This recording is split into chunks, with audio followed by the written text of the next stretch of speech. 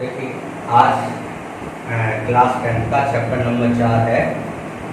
इसका है द्विघात समीकरण। ठीक है, तो द्विघात समीकरण के बारे में हम आपको बताएंगे कि कैसे हम इसका यूज करते हैं।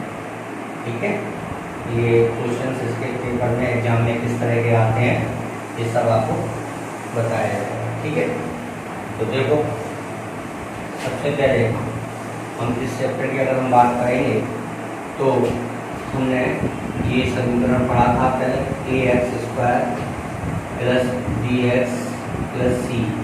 ठीक है ना, ये हमने पढ़ा था A X square plus B X plus C. ये बहुपद है, कोई द्विघात बहुपद है।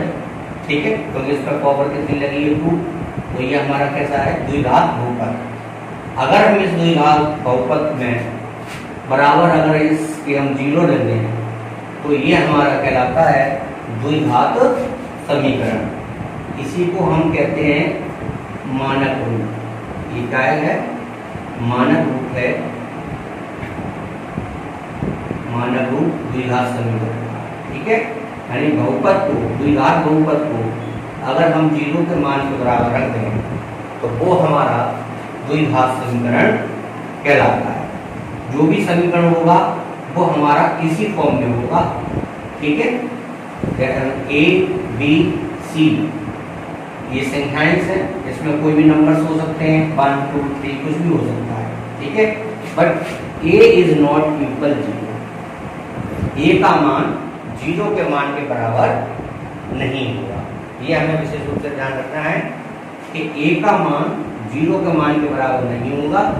ठीक है, और इसी समीकरण को हम द्विघात मानक द्विघात समीकरण कहते हैं।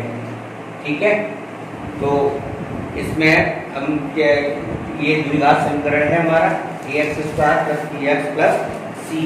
ठीक है, तो ये हमारा इसका मानक रूप है। अब हम इसी में क्वेश्चन नंबर अगर हम 1 की बात करें तो पहला क्वेश्चन इसी का दिया है 4.1 एक्सरसाइज का।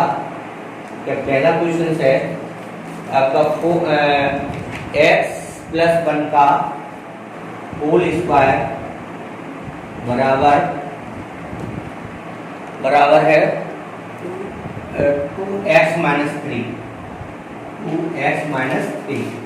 देखो ये क्वेश्चन हम कैसे सॉल्व करेंगे, तो ये क्वेश्चन हम कैसे सॉल्व करेंगे, तो इसको हमें, इस क्वेश्चन को हम इस रूप में हम कैसे लिखेंगे। देखो हमें ये क्वेश्चन है, ये हमारा दिया है, इसको हमें इसके रूप में लिखना है। तो देखो कैसे करेंगे। सबसे पहले तो हम a प्लस बी का होल स्क्वायर का इसमें सूत्र लगाएंगे। तो a प्लस बी का होल स्क्वायर का सूत्र क्या होता है, यानी कि a प्लस बी का होल स्क्वायर का क्या सूत्र होता है, a square plus B square plus 2ab। तो इसी को इसमें लगाएंगे, तो यानी कि x square plus 1 plus 2x। अब 2 का अंदर गुणा कर दो, 2x माइनस 6। ठीक है, तो देखो x square plus 1 plus 2x, अब प्लस के 2x अंदर जाके क्या हो जाएंगे माइनस के 2x, ये माइनस के 6 से अंदर जाके क्या हो जाएंगे प्लस के 6। ठीक है, तो देखो 2x से 2x कट गया, क्या होगा एक्स स्क्वायर प्लस 7 बराबर 0। ये हमारा हुआ द्विघात समीकरण का इस क्वेश्चन का व्यापक। ठीक है, इसी तरह से दूसरा क्वेश्चन है, दूसरा क्वेश्चन से इसमें ये दे रहे हैं कि एक्स स्क्वायर माइनस के 2x,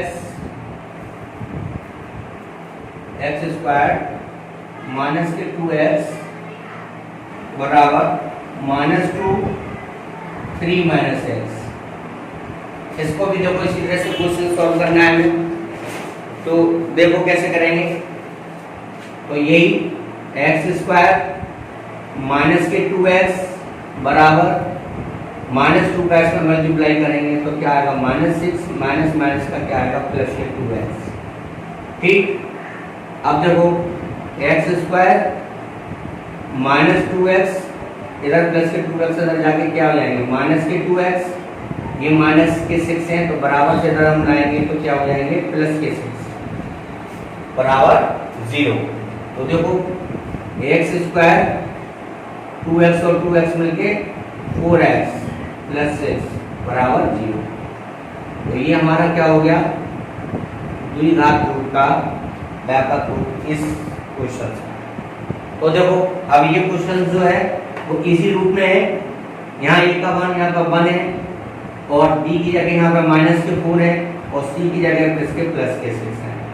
इस एक्सरसाइज में इस तरह के हमें क्वेश्चंस दिए होंगे और वो क्वेश्चंस हमें इसके रूप में हमें लिखने हैं, यानी कि ये जो मानक रूप है द्विघात समीकरण का, इसके रूप में ऐसे क्वेश्चंस हमें सॉल्व करने हैं। चलिए इसी क्रम में आगे का क्वेश्चन बताते हैं। ये क्वेश्चन को ले लेते हैं इसी में थोड़ा अलग करके ले लेते हैं। तीसरा क्वेश्चन देखो, तीसरा क्वेश्चन है x plus x minus 2 x plus 2 बने x प्लस 1 बराबर x माइनस 1 और x प्लस 3। देखो इसको भी सॉल्व करना है, तो इसका भी वही, पहले हम इसका मल्टीप्लाई इस पूरे से करेंगे, फिर इसका इस पूरे से करेंगे, इसी तरह से इस संख्या का इस पूरे से, इस संख्या का इस पूरे से। देखो x माइनस 1, तो यहाँ क्या माइनस के, तो माइनस 2 x प्लस 1, ठीक है। फिर इसी तरह से x का इसमें x plus 3 minus 1 x plus 3 करो बड़ा,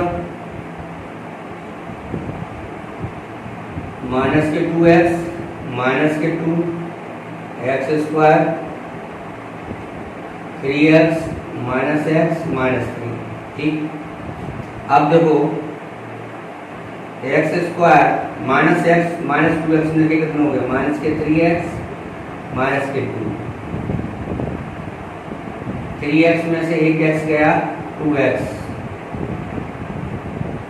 तो देखो इधर ले आए तो ये माइनस के हो गए,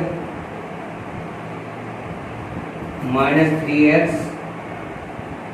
और जो 2x इधर जाके जाएंगे तो क्या हो जाएंगे, माइनस के 2x माइनस 2 प्लस 3 बराबर 0, ठीक। अब x स्क्वायर से अगर हम बात करें इस x स्क्वायर की, तो ये हमारे क्या हो गए, कट गए, क्या बचा 3 और 2 कितने हो गए, माइनस के 5x प्लस का 1 बराबर 0। अब देखो अब ये यहाँ पर अगर हम बात करें तो ये द्विघात समीकरण का व्यापक रूप है या नहीं, तो यहाँ पर देखो हमने बताया था कि a is not equal 0, a का मान क्या होना चाहिए, 0 के मान के बराबर नहीं होना चाहिए। अब हमारा क्या है, bx भी इसमें दिया है, c भी दिया है, लेकिन ये वाला पद हमारा नहीं दिया है, तो अतः ये हमारा द्विघात समीकरण का व्यापक रूप नहीं होगा, ठीक। अब इसी क्रम में पहले क्वेश्चन का ये 7वां क्वेश्चन है, तो ये 8वां, बाकी ये आपको करना है और नहीं आएंगे तो आप मुझ पर कमेंट बॉक्स में पूछ सकते हैं, ठीक है। तो देखो ये क्वेश्चन हमें सॉल्व करना है, ये क्या है, a प्लस बी का होल क्यूब का है। अब a प्लस बी के होल क्यूब का क्या सूत्र था, तो ये तो सूत्र था a cube plus B cube plus 3ab bracket में a प्लस बी, यही तो था। तो इस सूत्र से हम इस वाले पार्ट को सॉल्व करेंगे इसको, ठीक है, करो। तो यानी कि क्या होगा, a क्यूब यानी x क्यूब,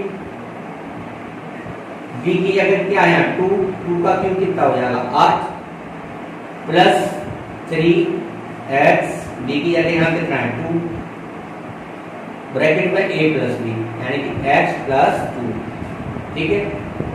अब इसका हम मल्टीप्लाई करेंगे अंदर, यानी कि 2x क्यूब माइनस 2x, ठीक है।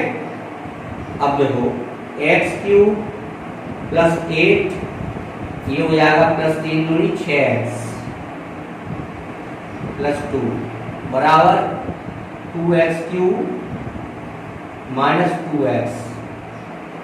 अब देखो x³ plus 8 plus 6x square, इसका इसका मल्टीप्लाई कर रहे हैं, ये हो जाएगा 12x।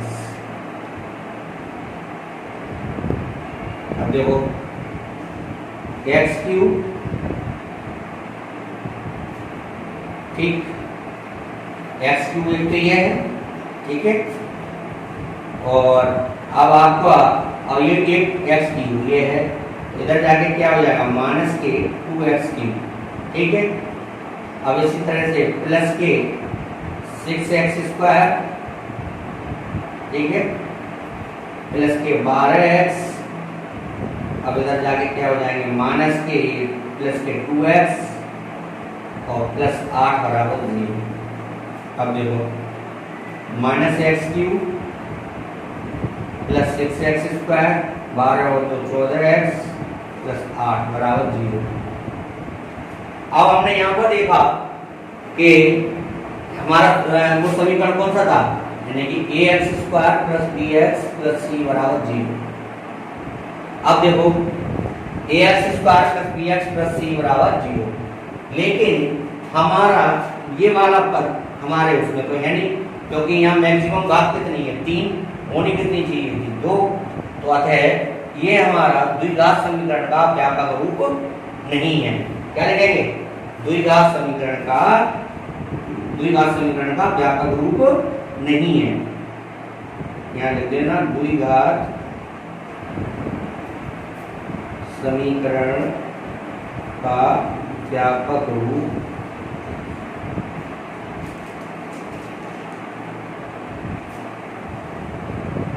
नहीं, क्योंकि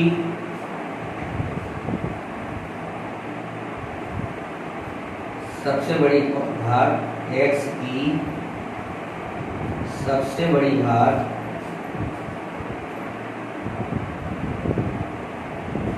तीन है, ये हमें इसमें लिखना है, ठीक है। अब देखो इसमें भी देखो, अब इसको करो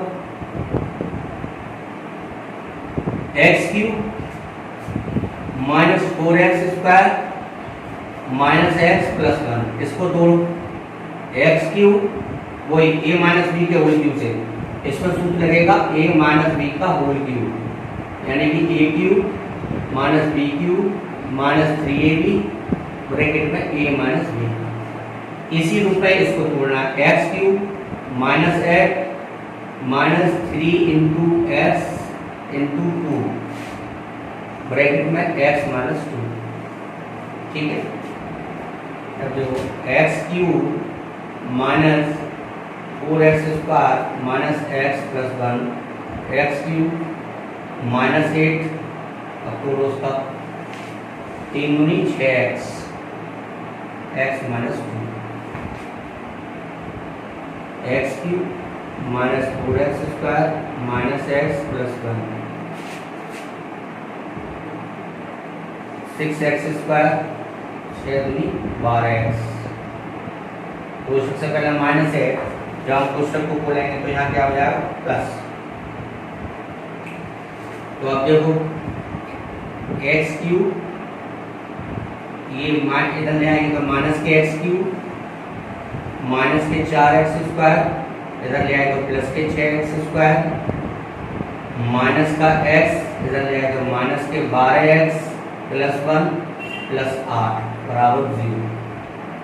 x³ से x³ कट गया, 6 में से 4 गए 2x स्क्वायर, 12 और 1 13x और 8 और 1 9 बराबर 0।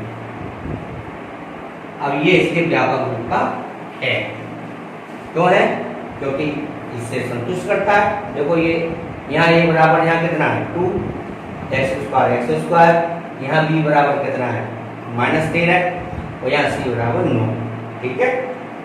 तो ये हमारे द्विघात समीकरण का व्यापक रूप के रूप में है, ठीक है। ये नहीं था क्योंकि यहाँ ऐसी घात 3 थी। ठीक है, तो क्वेश्चन नंबर 2 में हमें इस तरह के कुछ क्वेश्चंस दिए हैं, उसमें से हमें करना क्या है कि हमें द्विघात समीकरण के रूप में निरूपित करना है। क्या करना है? निरूपित करना है, यानी कि हमें समीकरण बनाना है।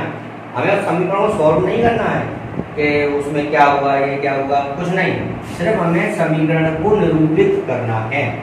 तो देखो पहला ही क्वेश्चन है कि एक आयताकार भूखंड का क्षेत्रफल हमें दिया 528, क्षेत्र की लंबाई चौड़ाई के दुगने से 1 अधिक है ना।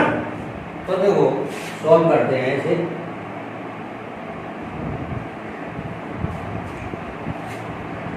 माना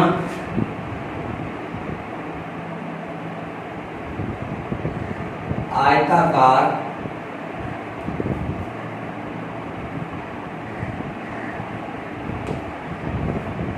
भूखंड की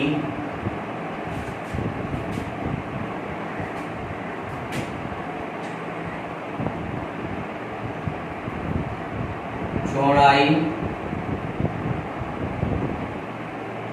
x मीटर। ठीक है, क्या मानी हमने? x metre. अब लंबाई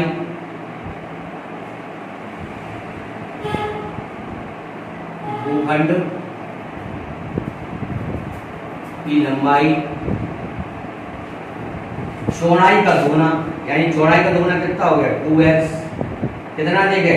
1 अधिक है, हो गया। ठीक है, अब आयताकार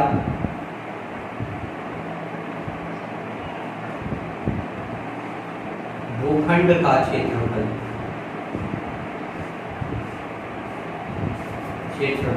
क्या होता है? लंबाई गुणा चौड़ाई। ठीक, ये तो होता है। तो अब भूखंड का क्षेत्रफल हमारा, इसको चाहे हम इसको ऐसे लिख लें सीधे सीधे, क्षेत्रफल कितना दिया? 528 दिया, तो 528 लिख लो यहाँ पर। ठीक है, तो यहाँ पर क्या हो गया? लंबाई गुणा चौड़ाई बराबर 528, ऐसा लिखो, इससे सही रहेगा। अब लंबाई कितनी दी है हमारी? 2x + 1। चौड़ाई कितनी दी है? x बराबर 528। x का गुणा कर दो, 2x² + x बराबर 528, यानी कि 2x² + x - 528 बराबर 0। तो ये हमारा क्या हो गया? अब ये हमारा द्विघात समीकरण का व्यापक रूप को व्यक्त करता है। तो देखो क्या था हमारा? ax² + bx + c बराबर 0। अब देखो इसके ऊपर ना a बराबर यहाँ कितना है? 2, b बराबर यहाँ कितना है? 1 और c बराबर यहाँ कितना है? -528। ये हमारा पूरा क्वेश्चन हो गया। इसी तरह से हमें इक्वेशंस बनाने। क्वेश्चन नंबर दूसरे का दूसरा पार्ट है, दो क्रमागत धनात्मक पूर्णांकों का गुणनफल 306 है। हमें पूर्णांकों को ज्ञात करना है। ठीक है, तो देखो कैसे सोल्व करेंगे इसे।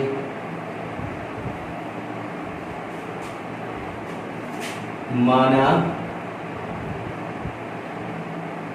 दो क्रमागत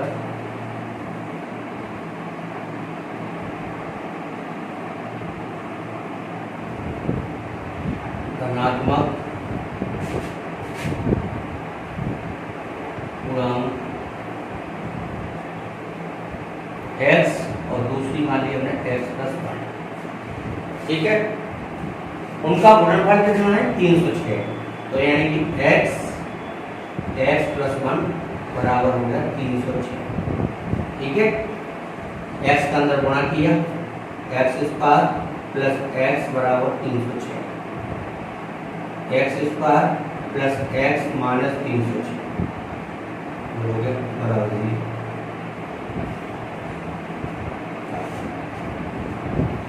प्रत्येक क्वेश्चन इस प्रश्नावली में हमें ऐसे ही सॉल्व करना है, समीकरण को सॉल्व नहीं करना है। हमें बस जो इस तरह के क्वेश्चन होंगे उनको द्विघात समीकरण को में निरूपित करना है। ठीक है, निरूपित का अर्थ है यहाँ पे हमें खाली वो समीकरण को बनाना है। ठीक है, समीकरण को सॉल्व नहीं करना है इस प्रश्नावली में। इस प्रश्नावली में खाली हमें ये सीखना है कि इस तरह से अगर क्वेश्चन हैं तो उनके द्विघात समीकरण में हम कैसे निरूपित करेंगे, वो मैंने आपको करके बताया। अगर आपको तब भी कोई क्वेश्चन समझ में नहीं आया हो तो आप कमेंट बॉक्स में डाल के हमसे पूछ लें या व्हाट्सएप से के माध्यम से पूछ लें, लेकिन बाकी के क्वेश्चन आपको सारे सॉल्व करने हैं। और अगर उसमें से कोई दिक्कत है तो आप हमसे कमेंट बॉक्स में या फिर व्हाट्सएप के माध्यम से पूछ सकते हैं। ठीक है, आज के लिए इतना ही। कल नेक्स्ट प्रश्नावली हम शुरुआत करेंगे 4.2। ठीक है।